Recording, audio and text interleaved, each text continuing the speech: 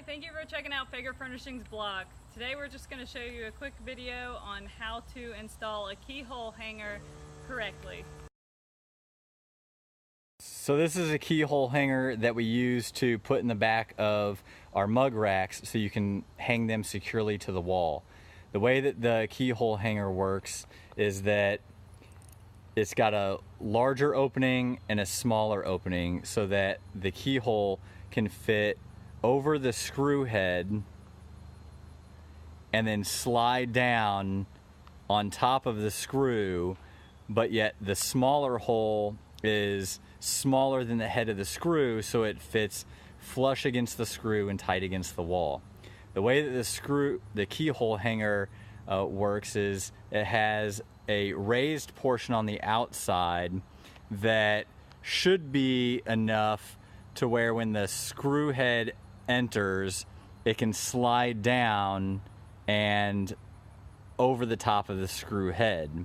However, when you just place the keyhole hanger on the back of a piece of wood, that depth is not enough to cover the thickness of a screw head.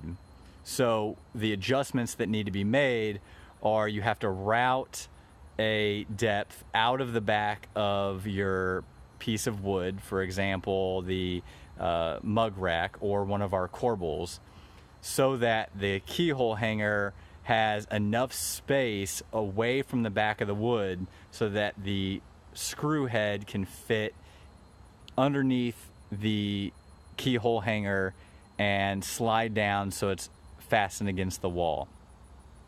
So the way that we use the router to dig out a depth or route out a depth of wood enough for that to work is through two different router bits. The first router bit is the same width as the width of the keyhole hanger.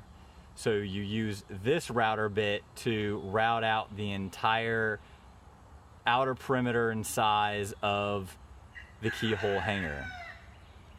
After doing that, then you use a smaller bit, which is only the width of the diameter of the large hole. And then you'll use this router bit to only route out that portion of the keyhole bit.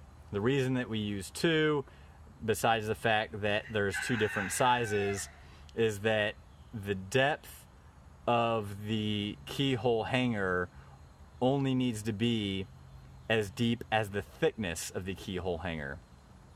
So we set our router and the router bit to this depth into the wood so that the keyhole hanger is flush with the wood.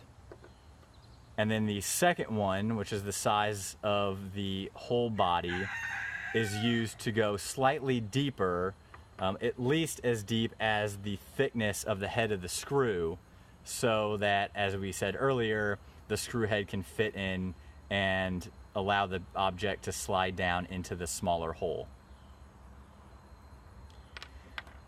So we use a hand router, which has a couple of features that are basic to many of the hand routers. Essentially, you can loosen the body and allow your router bit to show. And you need to get it to a spot so you can remove or insert a new head. And we have two different wrenches in order to do that. So you'll want to measure down the distance that you want to put your keyhole hanger, making sure that the back side is down so it's nice and flush. Put it where you want to, in the center of the piece of wood. Measure down the distance that you want. From there, you'll have the keyhole hanger draw around the perimeter.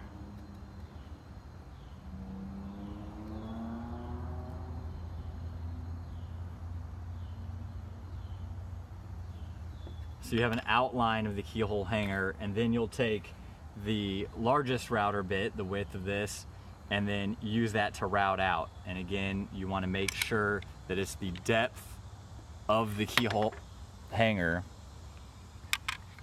so that it's only going down the depth that you need it.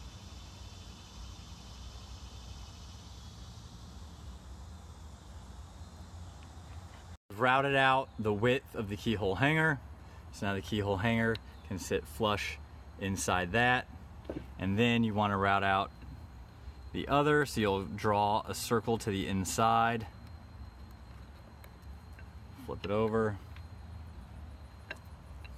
draw it again. So now you have the internal circle that you'll use for the smaller router bit.